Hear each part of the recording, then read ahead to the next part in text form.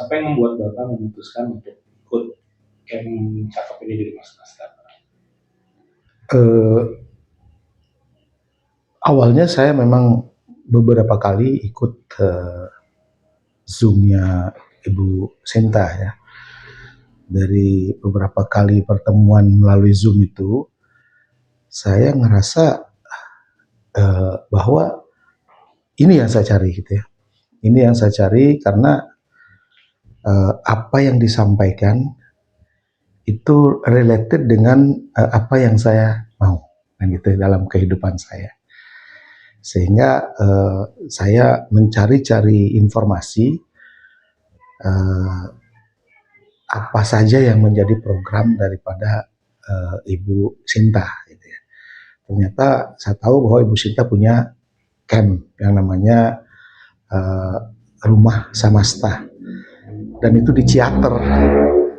Awalnya saya mikir jauh juga ya di Ciater, gitu. Tapi dorongan dalam diri saya untuk saya datang ke sini itu cukup tinggi. Gitu ya. Sehingga saya terus mengikuti. Ini sebenarnya sudah hampir 6 bulan, 7 bulan yang lalu gitu ya, saya mau putuskan untuk datang ke sini, tetapi karena kesibukan, karena beberapa hal yang tidak bisa saya tinggalkan, jadi jadwal saya dengan jadwal camp di Rumah Sama Tani nggak cocok gitu. Jadi akhirnya saya terus minta kepada adminnya, Mbak tolong dong gitu ya, kalau ada informasi terkait ke camp itu saya di Japri gitu ya, saya dihubungin gitu ya, diberi informasi. Nah, di awal Agustus itu ya Mbak Atika eh, itu ngubungin saya gitu, ngirim flyernya camp cakep gitu ya. Jadi camp kembali padamu. Nah ini membuat saya, wow ini keren ini gitu ya. Oke, saya harus ke sana gitu ya. Dan mungkin semesta sudah sudah mengizinkan gitu ya, sudah memberikan saya restu gitu dalam tanda kutip ke sini, dan pas tanggal itu, tanggal camp 3 hari itu, saya kosong gitu ya. Pas lagi tidak ada kegiatan yang cukup penting gitu, walaupun beberapa saya geser gitu, tetapi itu tidak amat penting buat saya gitu. Akhirnya saya negosiasi dengan Mbak Tika dan saya juga afirmasi terus untuk ngajak istri ya. Dan puji Tuhan, alhamdulillah istri saya mau ikut gitu ya. Akhirnya ya, wow, ini tambah seneng saya gitu. Wah, ini kami ikut berdua gitu ya. Dan saya cerita sama anak-anak, anak-anak, Bapak mau ke Ciater sama Mama untuk ikut camp. Wih enak nih Pak, bagus nih, boleh nggak ikut? Ya anak saya yang pertama ikut maunya gitu, tapi ya banyak kesibukan, banyak hal dia harus wawancara dan lain sebagainya. Dan anak kedua yang paling bermasalah. Jadi nggak bisa ninggalin kantor. Jadi kami putuskan, oke kami berangkat berdua dulu dan kami bilang suatu hari mudah-mudahan semesta mengizinkan kita nanti berangkat berempat. Gitu. Jadi itu yang mendorong saya untuk datang ke camp Rumah Samasta ini. Bagaimana perasaan Bapak saat pertama kali datang dan melihat atau merasakan suasana rumah Mas? Apa perasaan itu? Wah ini bicara perasaan ya. Saya di perjalanan gitu dijemput sama Mas Aris. Awalnya di stasiun Padalarang panas gitu ya. Begitu nyampe di atas ya, di daerah pegunungan itu mulai dataran tinggi, kabut turun dan hujan lebat banget. Sampai di Rumah Samasta, udah gelap, terus hujan gerimis. Biasanya kalau saya berada atau memasuki wilayah baru, apa ini baru sekali buat saya, baru pertama kali saya masuk ke sini, biasanya saya ada hal-hal yang katakanlah ada sedikit horor gitu ya. Saya lihat banyak pohon, kemudian hujan gerimis. Tapi begitu saya turun dari mobil, kemudian buka bagasi, ambil tas saya kok merasakan hal yang sangat nyaman, sangat damai. Ini betul-betul welcome yang luar biasa buat saya itu yang saya rasakan pertama kali masuk menginjakkan kaki gitu ya di rumah Samasta ini, Pak. Gitu.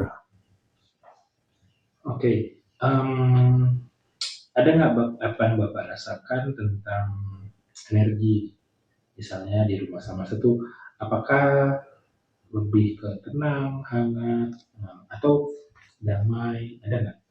Kemudian ada momen khusus nggak yang Bapak rasakan dengan energi tersebut? Ya, terkait energi ya, saya sebetulnya tidak mengerti begitu banyak tentang energi gitu, tetapi apa yang saya rasakan gitu ya, saya masuk ke sini seolah-olah saya disambut dengan begitu baik, ya, begitu ramah ya. Sampai saya masuk ke kamar, kemudian berkumpul dengan teman-teman di aula gitu ya. Jadi ngalir begitu saja dan nyaman gitu ya, nyaman dan kita berinteraksi itu dengan santai. Seolah-olah saya loh di perasaan saya seolah-olah saya sudah sering ke sini, seolah-olah kita sudah lama bergaul gitu dengan padahal baru sekali kita ketemu gitu ya. Eh, Energinya itu buat saya itu damai banget, nyaman banget di sini. Apalagi ada suara air gitu ya, kamar saya kan itu dekat dengan air gitu ya, saya sengaja buka jendela malam-malam sehingga saya bisa mendengarkan gemericik air sungai di saat saya tidur dan itu sangat menenangkan gitu ya. Ini pengalaman saya yang eh, susah gitu loh saya ungkapkan dengan kata-kata kok senyaman ini gitu ya. Padahal pengalaman saya kemana-mana, saya kan tour guide. Saya sempat ke Sumatera Utara, di Medan, di Jawa itu sampai dari Jawa Barat sampai ke Jawa Timur, saya menginap lah di beberapa hotel.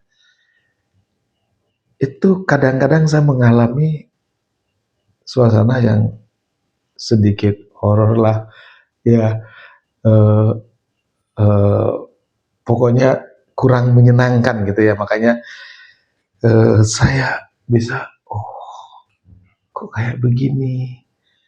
Saya seolah-olah itu dibimbing, diajak, tolong dong hening kamu di sini. Coba rasakan. Vibrasi di sini tuh luar biasa gitu loh. Itu bisikan-bisikan yang saya dengar gitu loh. Air mengalir. Saya kadang-kadang wow, nyaman sekali gitu ya.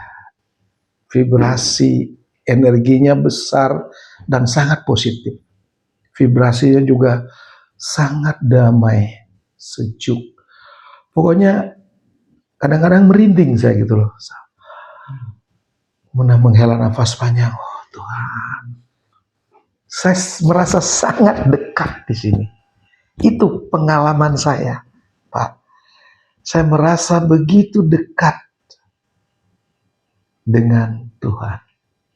Karena suasana yang membawa saya ke situ gitu loh. Itu di hari pertama itu wow gitu ya. Dan tidur saya belum pernah saya tidur sepulas itu. Lelah betul. Apakah karena lelah? Enggak, saya biasa di perjalanan dan saya tidak lelah gitu ya. Tetapi tidur saya itu benar-benar blep dan paginya jam 4:30 saya sudah sadar dan merasakan suasana yang begitu hening. Saya mandi dan seterusnya. Luar biasa, Pak. Camp kembali padamu kan lebih banyak meditasi, Pak ya. Iya betul. Banyak sesi-sesi meditasi yang dilakukan. Nah, kemudian tadi Bapak bicara tentang hening, ada sesuatu yang Bapak rasakan di tubuh gitu ya, atau kedamaian yang Bapak rasakan tadi. Kemudian boleh nggak Bapak misalkan menyimpulkan nih, apakah meditasi, mungkin Bapak sering mengalami, apa pernah mengikuti meditasi sebelumnya gitu ya, apa yang membuat meditasi di sini mungkin berbeda dengan tempat lain, Pak? Selain Bapak merasakan keheningan tadi, atau pengalaman apa yang pengalaman meditasi apa yang menurut Bapak ini berbeda dengan meditasi di tempat lain? Eh, saya rasa judul dengan program itu pas, kembali padamu. Jadi kalau kita mau kembali kepada diri kita sendiri, kepada kesejatian kita, memang teorinya sebegitu cukup. Narasumbernya luar biasa. Ada Pak Wisnu, ada Bu Sinta. Kemudian memang harus lebih banyak praktik. Nah, praktik ini dilakukan dengan meditasi. Meditasi ini menurut saya luar biasa dan satu-satunya. Ini baru pertama kali saya mengikuti meditasi selengkap ini. Kenapa saya sebut lengkap dan runut? Jadi ada meditasi yang pertama itu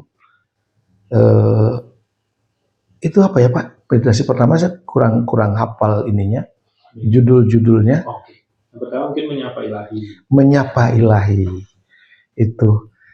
Jadi menyapa ilahi dari judulnya saja sudah membawa kita kepada suasana yang sangat related dengan apa yang saya pribadi. Bayangkan saya datang ke sini, ya, menyapa ilahi, kemudian ada meditasi yang saya ingat itu pohon kehidupan ya. Ada meditasi pohon kehidupan. Saya terus terang kurang apal dengan nama-nama meditasinya, tetapi karena saya begitu mengikutinya dengan terutama dalam meditasi pohon kehidupan itu Pak, ini benar-benar saya pertama kali merasakan bahwa energi itu ada dan kepekaan badan saya terhadap energi di situ muncul pertama kali kembali Pak. Dulu saya beberapa kali ikut meditasi sudah pernah merasakan, tapi di rumah Samasta ini saya mengikuti meditasi pohon kehidupan. Itu luar biasa. Jadi kita diajak grounding bahwa kita adalah bagian dari semesta. Ada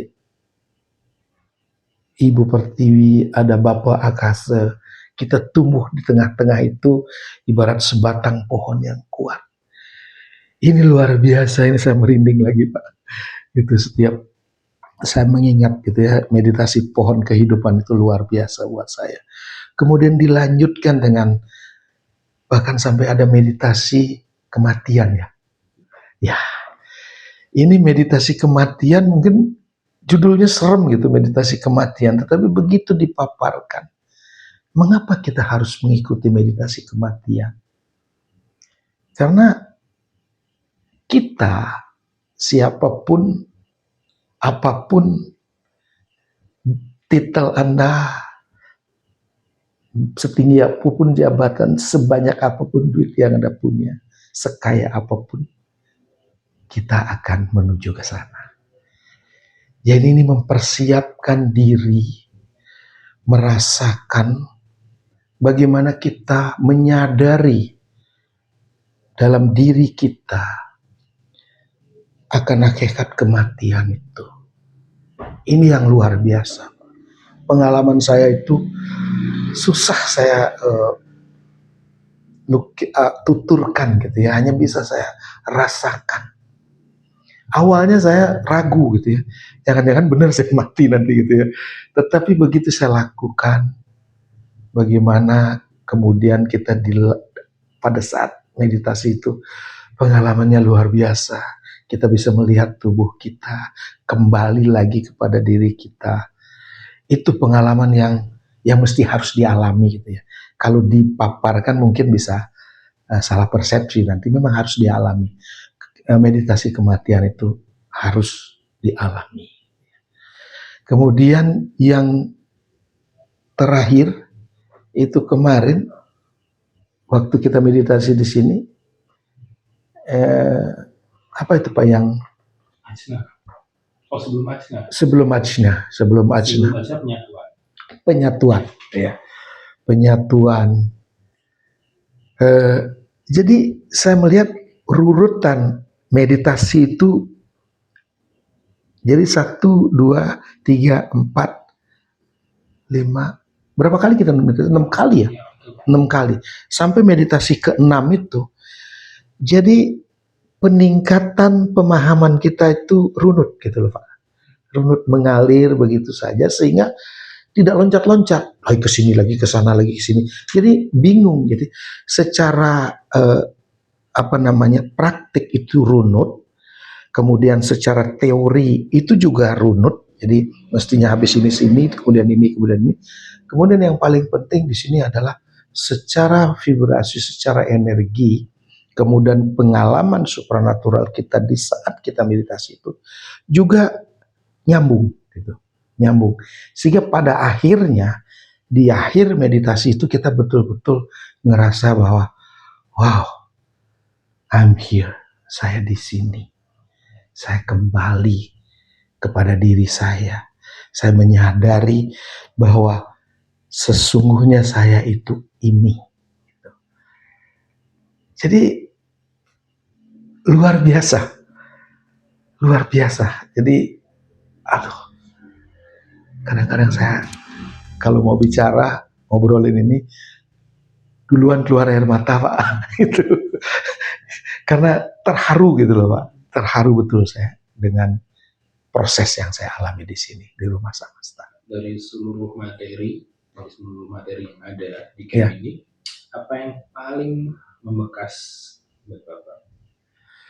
Dan apa pelajaran berharga?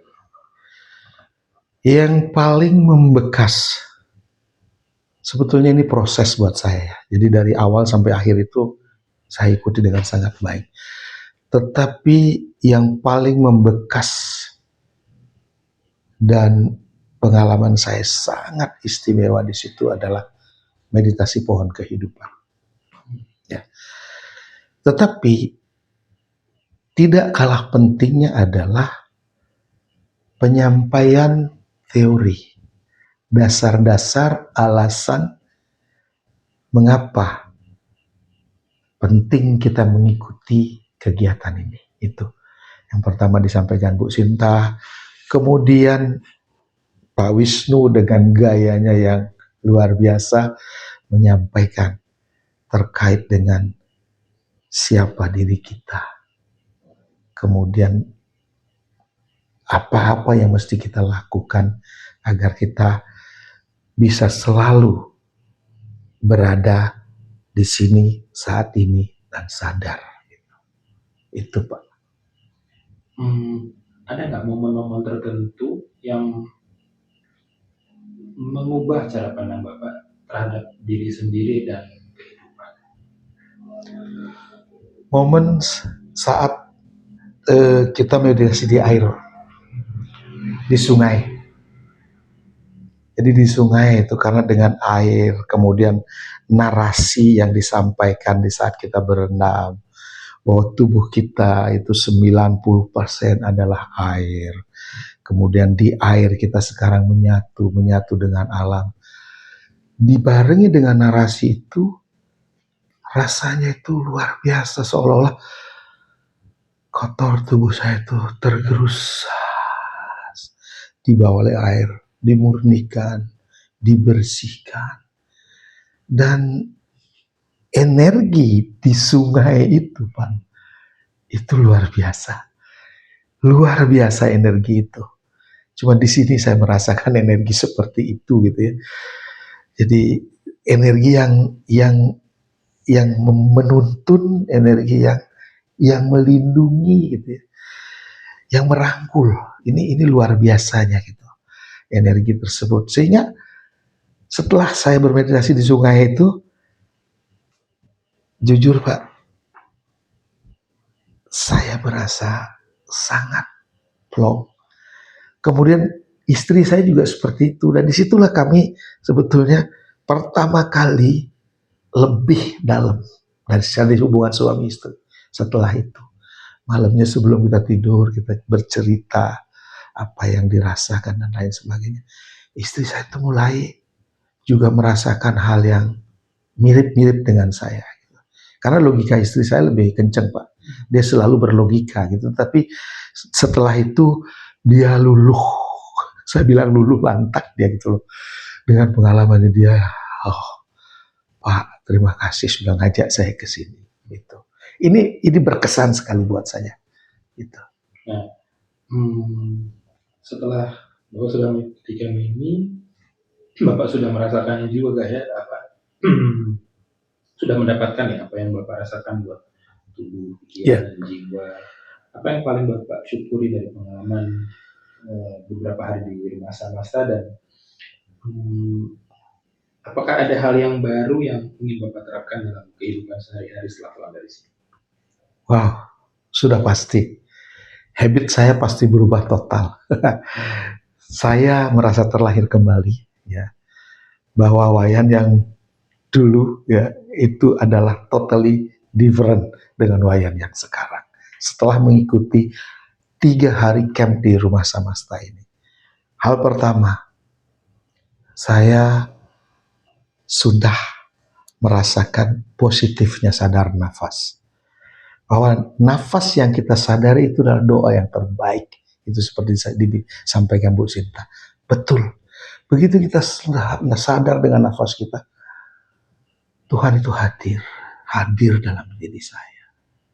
Kemudian diajarkan setiap bangun pagi, apa yang mesti kita lakukan pertama. Jangan turun dulu, berbaringlah, buka mata, nafas, terima kasih.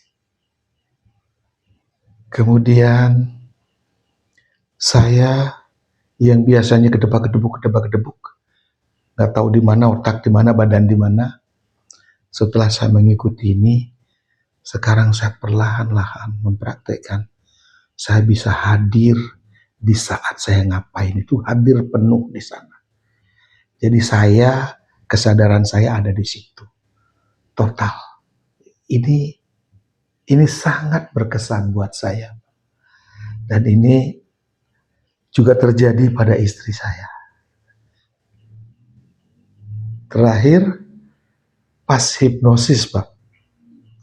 Ya kan sampai hari kemarin tanggal 28 malam itu, kan terakhir ya, habis kita meditasi, masih ada sedikit sekali kurang nyaman dalam diri saya. Apa sih gitu ya, saya cari-cari. Jadi saya bisa mulai mengamati diri saya gitu. Apa sih ini? Kok ada yang ganjel gitu ya. Saya narik nafas, mulai plong, tapi datang lagi perasaan ganjel itu. Nah itu selesai kemudian di hipnoterapi, Pak. Setelah saya diterapi melalui hipnoterapi itu selama 4 jam. Ketemu akar persoalan saya. Jadi di sini saya benar-benar ngerasain, wow. Jadi di sini persoalan yang kita alami, persoalan yang kita miliki, ya tentunya di usia saya ini banyak banget, Pak. Yang kemarin-kemarin saya lebih sering berdiskusi ke sini, berobat ke sini, ke situ, sakit saya. Ya jadi di sini saya baru mengerti, oh yang saya kerjakan gitu, yang saya proses, yang saya urusin itu simptomnya, Pak, sakitnya. Di sini saya mengerti bahwa kita harus menyelesaikan akarnya, mencari akar persoalan yang pada dalam itu mana. Itu yang saya dapatkan di sini. Sehingga saya selalu kembali kepada diri, apapun itu saya sadar nafas. Oke, sudah plong. Dan apalagi barusan saya dapat bonus. Dapat bonus ini. Saya kaget gitu loh, saya tiba-tiba dipanggil, Pak Wayan tolong naik. Ada apa? Saya pikir saya mau diapain gitu loh. Ada salah apa saya gitu ya. Tiba-tiba saya diajak cerita, Pak, saya lihat Bapak seperti ini gitu ya. Dan seorang Ibu Sinta gitu bertanya kepada saya dan minta izin, boleh nggak saya bersihkan cakranya Bapak? Ah, kenapa Bu? Ya, saya ingin aja Pak. Jadi saya mengikuti apa yang saya eh, apa namanya yang terlintas di pikiran saya, kok saya sepertinya harus begini.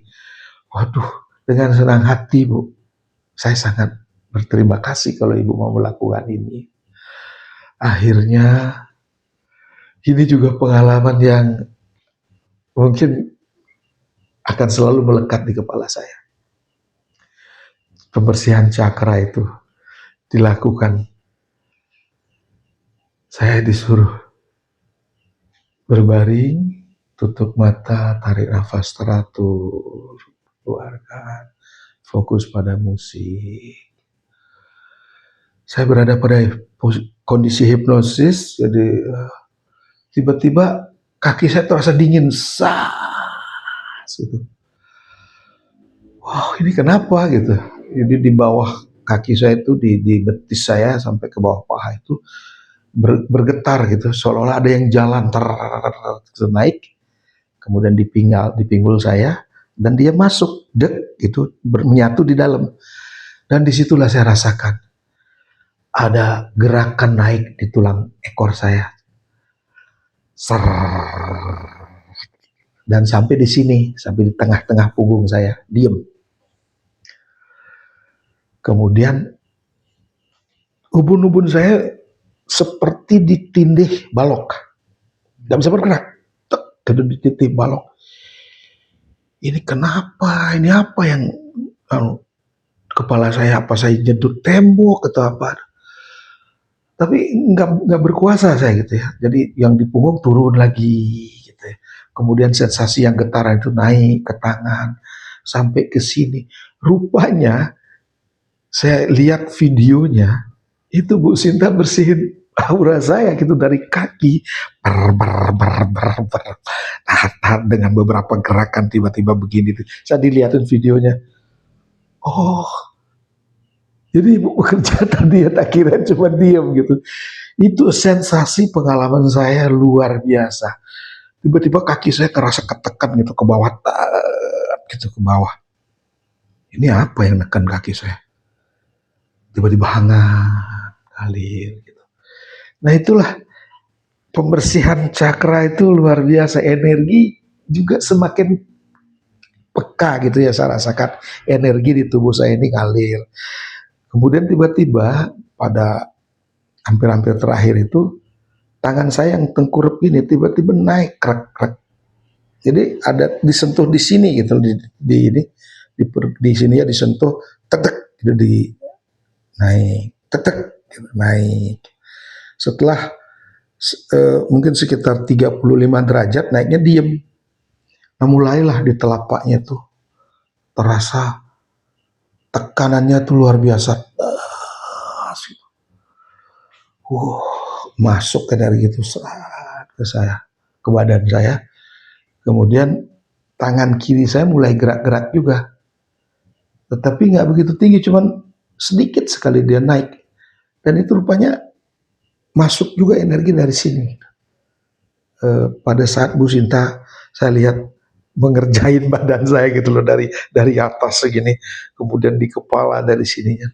Ini pengalaman yang saya merinding lagi Pak. Ini luar biasa sekali. Itu Pak, bonus itu ya. Aduh, saya bersyukur sekali. Saya beruntung sekali.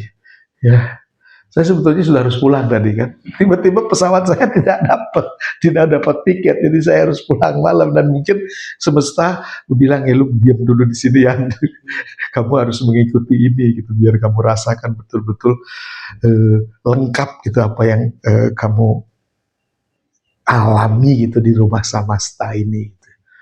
Itu Pak, luar biasanya. Ya.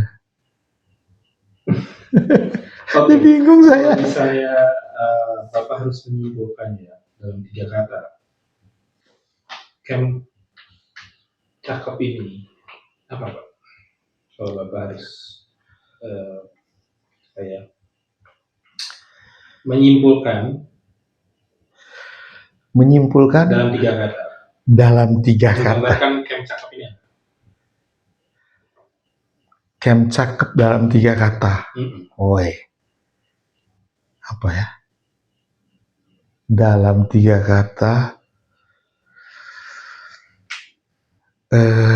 Yang pasti camp cakep ini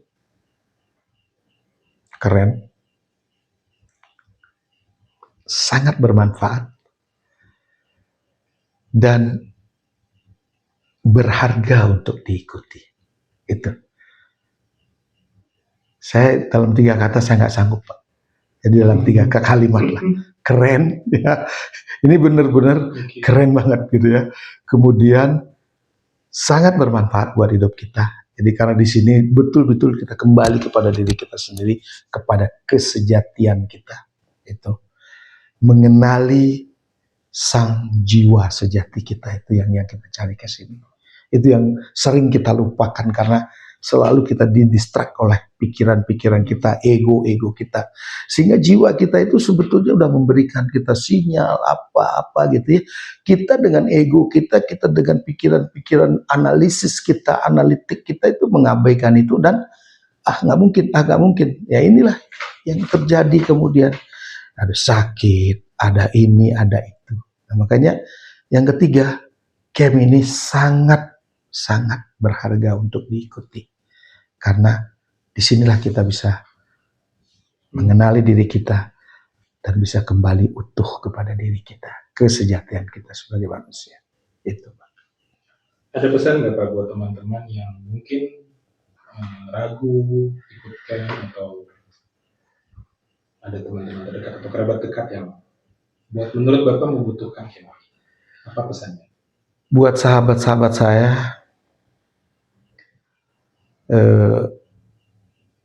hanya ingin berpesan, bahkan mengajak teman-teman, ayo sebelum terlambat. Ya. Saya bukan promosi loh, karena ini betul-betul yang saya rasakan.